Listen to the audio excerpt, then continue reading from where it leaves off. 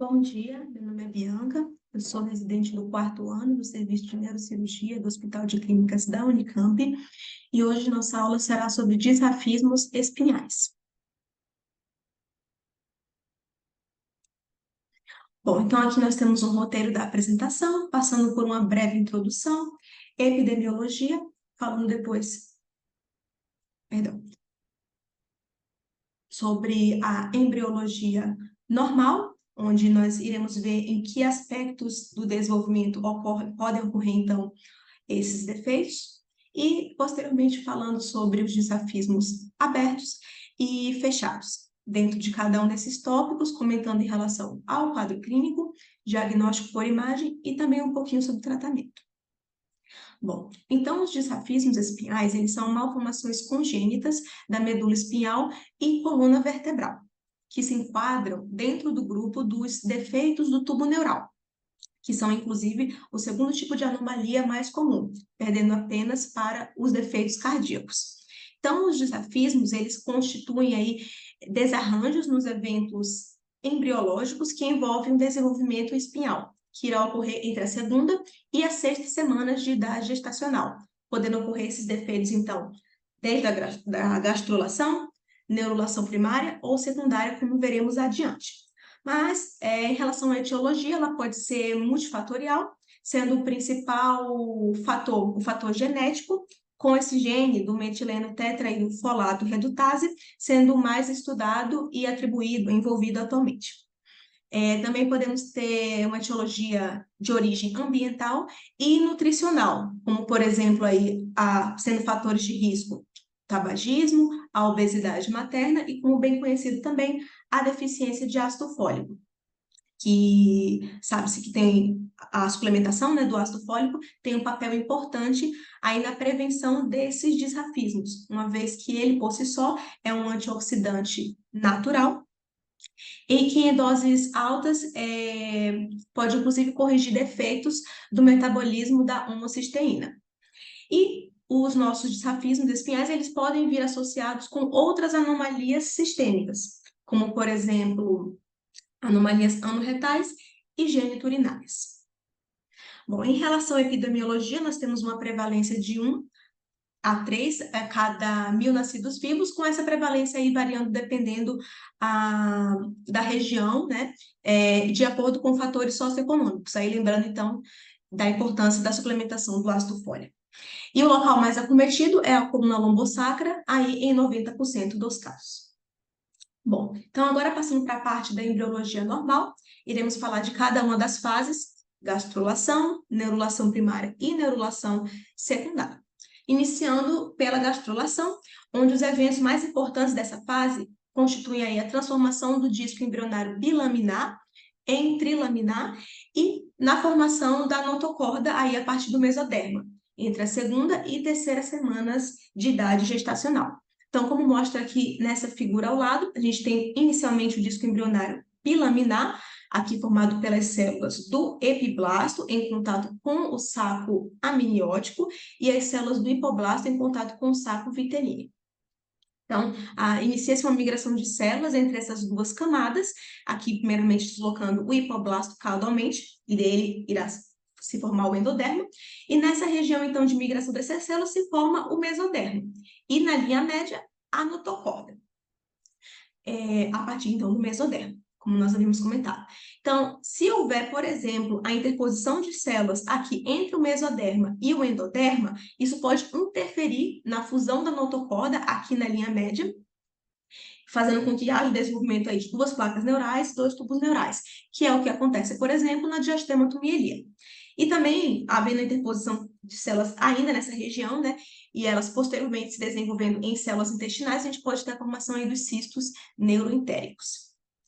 Passando então agora para a neurulação primária, aqui nessa fase ocorre propriamente dita a formação do tubo neural, induzido pela notocorda. Então, a neurulação primária irá se iniciar com a formação da placa neural e ela irá terminar com o fechamento do tubo neural, entre a terceira e a quarta semanas de idade gestacional.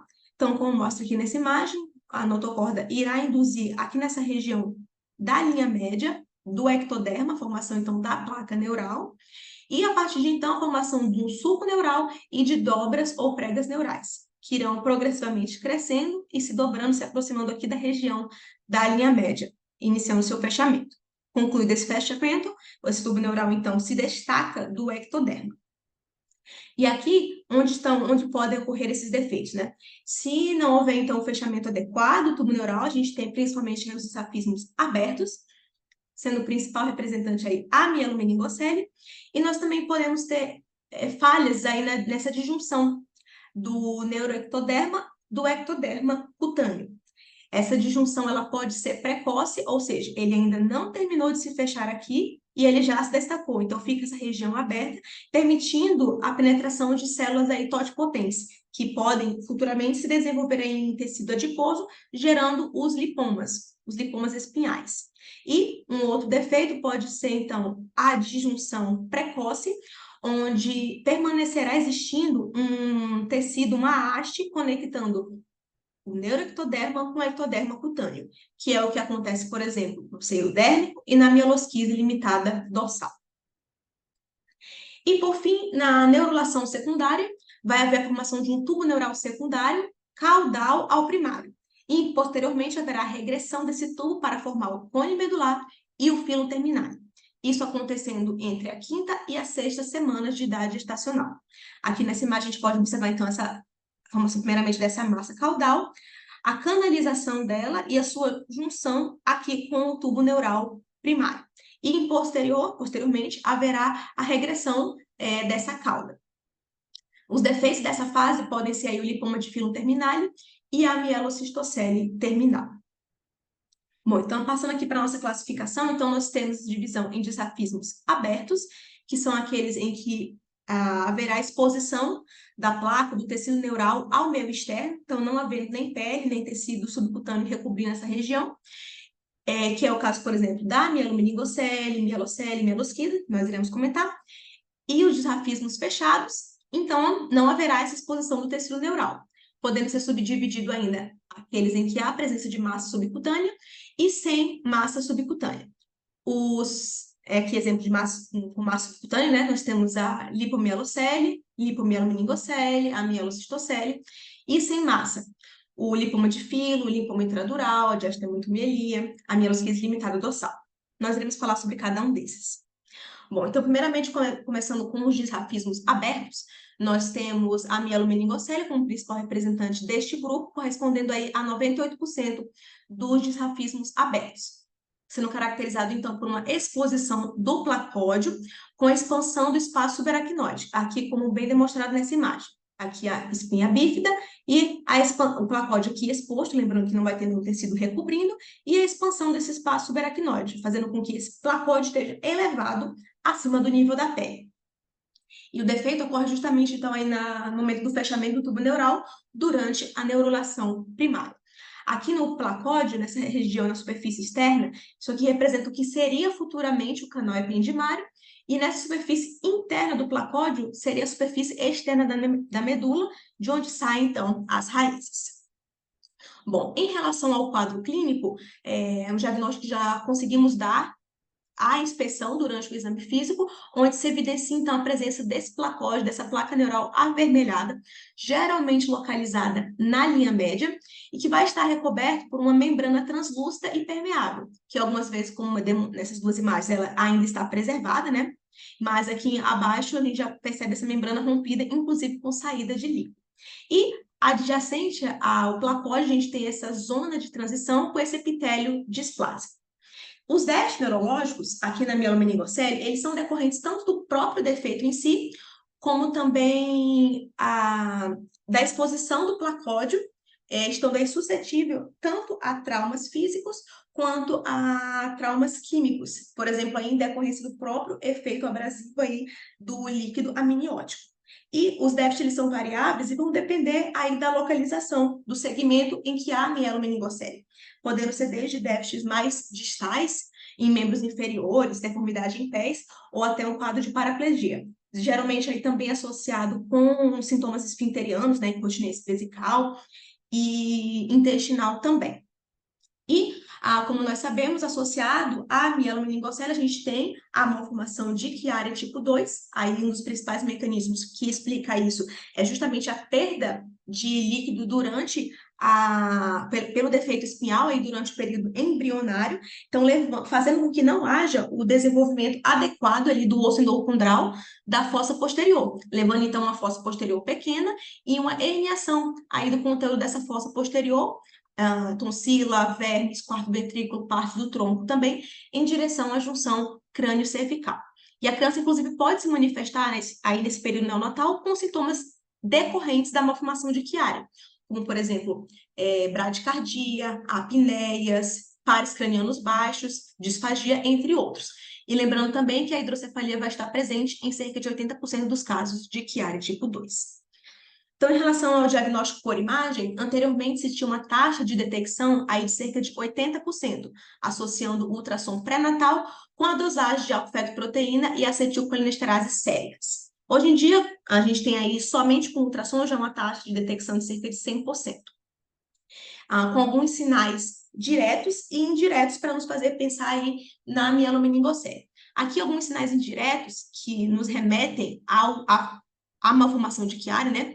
É a presença do sinal do limão, né? Nessa bossa aqui frontal, e do sinal da banana, que é essa deformação do cerebelo em decorrência dessa migração caudal. E a ressonância fetal, ela geralmente não costuma ser recomendada de rotina, mas é bem característico aqui os achados na mesma. A gente vê o defeito na pele, a exposição aqui do placódio acima do nível da pele, né? A presença da meningocele aqui nessa região também. E nós também já podemos identificar aqui a malformação de Chiari. Bom, em relação ao tratamento, isso constitui, né, os safismos abertos, eles constituem uma emergência neurocirúrgica. E a cirurgia ela deve ser realizada o quanto antes, em até 48, 72 horas, mas idealmente em até 24 horas, o mais precoce possível para se evitar aí infecção do sistema nervoso central e piora dos déficits neurológicos. Também é recomendado que seja realizada antibiótico terapia desde o pré-operatório. Aqui, em relação a alguns princípios da cirurgia, ela geralmente se inicia, então, com uma incisão entre o placóide e aquele tecido epitelial de transição.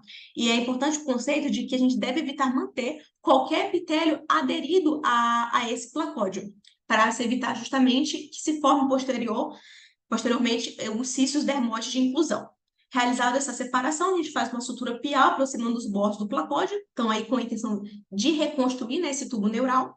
E após esse momento, a dissecção da dura mater da face e depois a face da pele. E o fechamento da maneira mais hermética possível, idealmente sem tensão na pele, a fim de se evitar aí fístulas e deiscências. Bom, continuando aqui em relação aos disrafismos abertos, a gente falou do principal, mas comentando alguns outros mais raros, a gente tem a mielocele e a mielosquise, que são bem similares à mielobeningo, com exceção de que não há a expansão do espaço subaracnoide. Então, nesse caso, por exemplo, na mielocele, o placódio ele vai estar ao nível da pele, e na mielosquise ele vai estar abaixo aqui do nível da pele, certo? Mas toda a fisiopatologia, o restante, bem similar à mielomeningocele. Então, aqui, como a gente mostra nessa imagem de ressonância, né? Aqui o defeito na pele e a exposição do placódio ao nível da pele. E tal qual na mielomeningo, também a associação com o Chiari tipo 2 e aqui já com hidrocefalia também. E ainda mais raro, a gente tem a N-mielomeningocele, onde já há um defeito desde a gastrulação, com havendo a diastematomielia, e após há também uma falha na neurulação primária em uma das hemimedulas. Então, aqui bem demonstrado nessa imagem, né? A diastematomielia, uma das hemimedulas não evolui durante a neurulação, gerando a M-mielomeningocele. Então, inclusive, né, os déficits, eles são bem similares aos déficits da diastematomielia, sendo geralmente assimétricos, piores do lado da mielomeningo. Passando agora para os disrafismos fechados, né, comentando um pouco sobre o quadro clínico inicialmente, diferente dos disrafismos abertos, em que já no exame físico a gente já tem ali aquele diagnóstico, muitas das vezes nos disrafismos fechados, isso pode não ser tão evidente. Mas a gente conta aí, por exemplo, com os estigmas cutâneos para nos alertar e aumentar a nossa suspeição diagnóstica. Principalmente, o objetivo maior disso é que a gente faça um diagnóstico precoce, para que a gente possa tratar também precocemente quando indicado. Até porque muitos desses pacientes, eles acabam evoluindo com a síndrome da medula presa, e nós bem sabemos que, uma vez instalados os déficits em decorrentes do ancoramento medular, eles podem acabar sendo irreversíveis. Por isso, a importância do nosso diagnóstico e tratamento precoce também. Então, em relação à síndrome da medula presa, o que ocorre justamente então, esse ancoramento medular a estruturas adjacentes, e com o crescimento vai havendo uma atração progressiva, não só das estruturas neurais, como também vasculares, gerando ali um ambiente de isquemia crônica.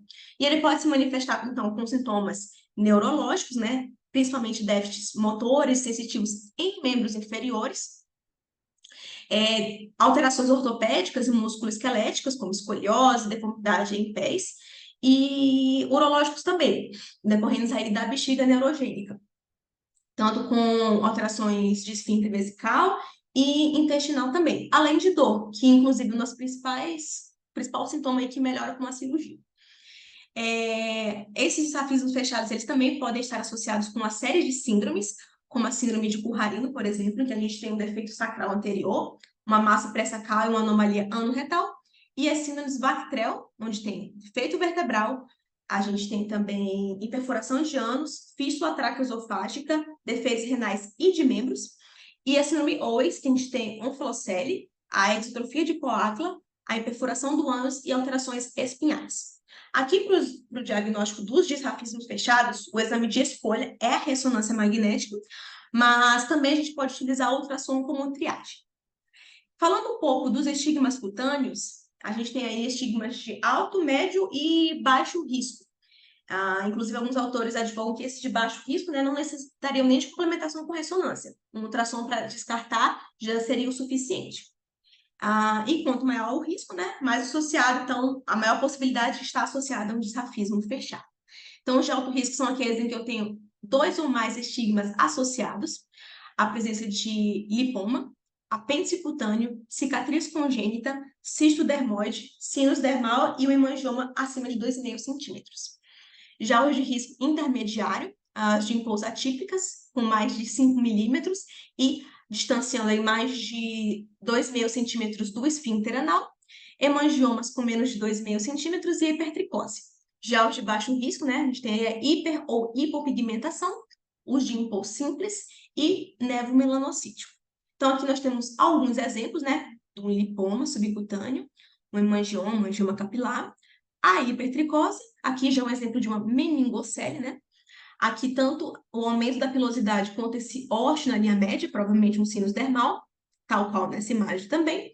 Aqui, um apêndice cutâneo associado a um hemangioma, aí, trazendo um alto risco, né? E uma cicatriz cutânea. Bom, então, primeiramente falando dos disrafismos fechados com massa subcutânea, a gente começa então com os lipomas com defeito dural. Dentro desse grupo a gente tem a lipomielonmeningocele, a lipomielocele e a lipomielosquise. Os três com o mesmo mecanismo aí fisiopatológico, né? Defeito no mesmo momento.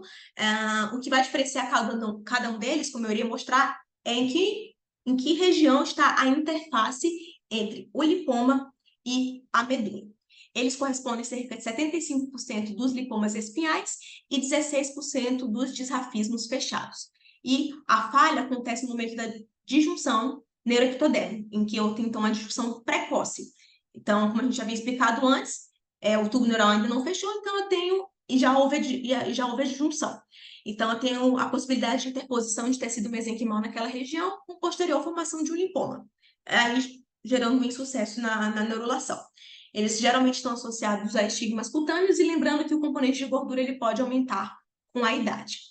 Então, primeiramente, começando com a lipomielonmeningocele, aqui o placódio, a interface placódio-lipoma, ela vai ocorrer fora do canal vertebral. Então, aqui o defeito da espinha bífida e essa interface fora do canal vertebral devido, então, a essa expansão aqui do subaracnoide. Geralmente o placódio ele está deslocado para um dos lados, né, o lado do lipoma, e o lado da meningocele para o outro, certo? Então, aqui como bem demonstrado nessas imagens de ressonância. Já a lipomielocele, essa interface lipoma, medula, ela acontece a nível do canal vertebral, aqui como demonstrado nesse esquema. Então, aqui, para nós lembrarmos, inclusive, das características da gordura na ressonância, né, ela é o oposto aí do líquor. Na ressonância ponderada em T1, a gente tem um hipersinal, e no T2, um hipossinal. Aqui a seta apontando o lipoma, né, aqui fazendo essa interface na região do canal vertebral com o placóide, né, com a medula, e se comunicando posteriormente com a gordura do subcutâneo. E na lipomielosquise, então, a gente tem essa interface dentro do canal vertebral. Então, aqui a gente percebe o lipoma, novamente, hipersinal em T1 e hipossinal em T2, e a interface com o placóide, com a medula, dentro do canal vertebral.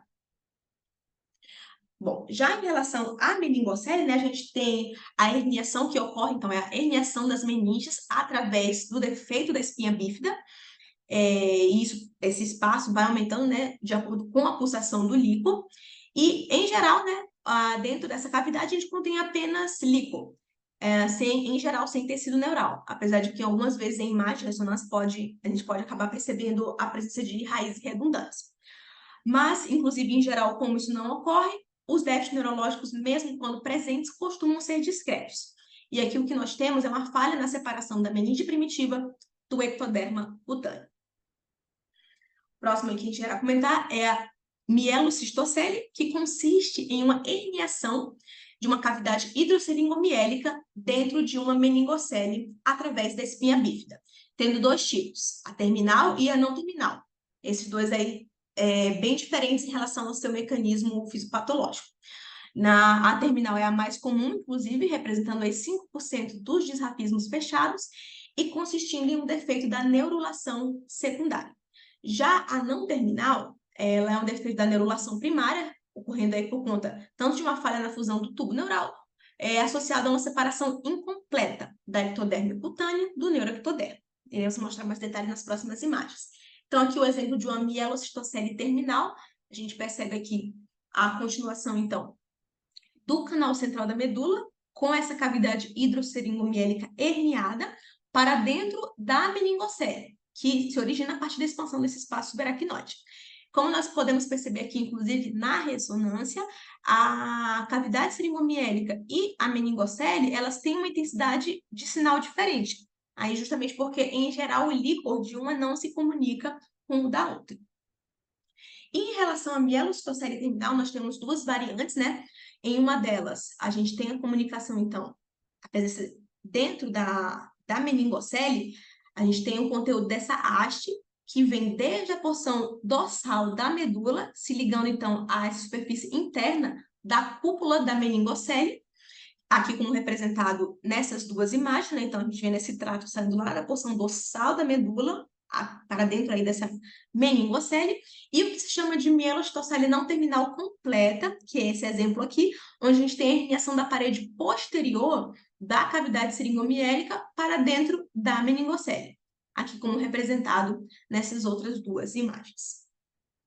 Bom, então agora passando para os disrafismos fechados, sem massa subcutânea, primeiramente tendo o lipoma intradural, onde nós temos a presença de tecido adiposo dentro do saco dural, e aqui a gente não vai ver defeitos aí do arco neural posterior, né? A gente não vê a espinha bífida e tem algum tipo de comunicação com o espaço extradural.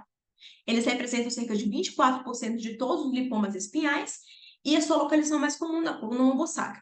O defeito embrionário é o mesmo dos lipomas com defeito dural, que é justamente aquela disjunção precoce entre neuroectoderma e ectoderma cutâneo.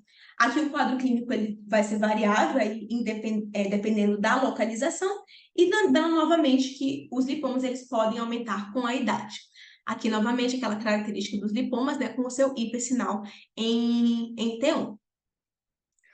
Passando agora para o lipoma de filo terminal, né, já sendo um defeito da neurulação secundária, provavelmente por uma falha aí naquela canalização daquele tubo neural secundário, associada a uma persistência nessa região de células que irão se desenvolver em tecido adiposo.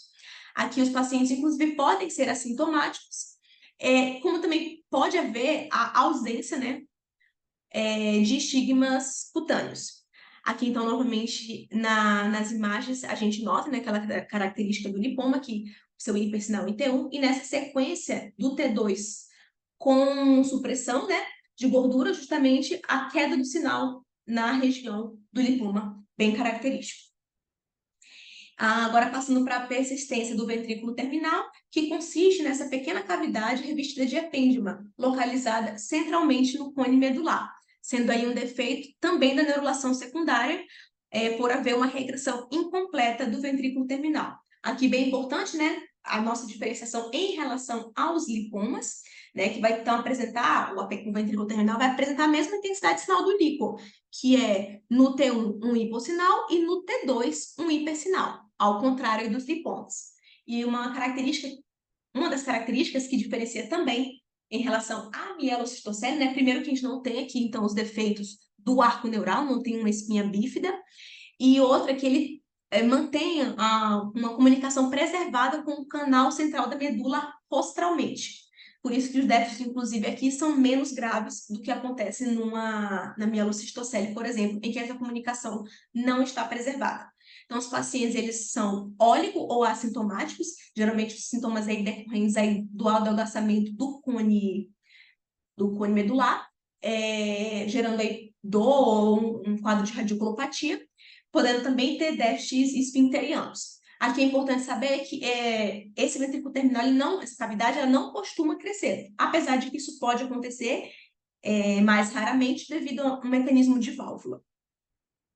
Próximo aqui a comentar, o seio dermal, que consiste, então, numa fístula na linha média recoberta por epitélio, que conecta, então, a superfície da pele à região subpial, sendo um defeito da neurulação primária, por conta de uma disjunção incompleta, né, uma falha na disjunção entre o neuroectoderma e o ectoderma cutâneo. Sua localização mais comum é também na coluna lombosácra. E aqui, já no exame físico, a gente vai perceber a presença de um ósteo na linha média, que aí representa o seio dermal, né? E pode estar associado com cisto de inclusão, cisto dermoides. E o que mais nos preocupa é que, justamente por haver essa comunicação da pele, havendo esse lúmen até a região intradural, a gente tem um risco bem aumentado de quadros infecciosos, meningite, abscesso e fístula também.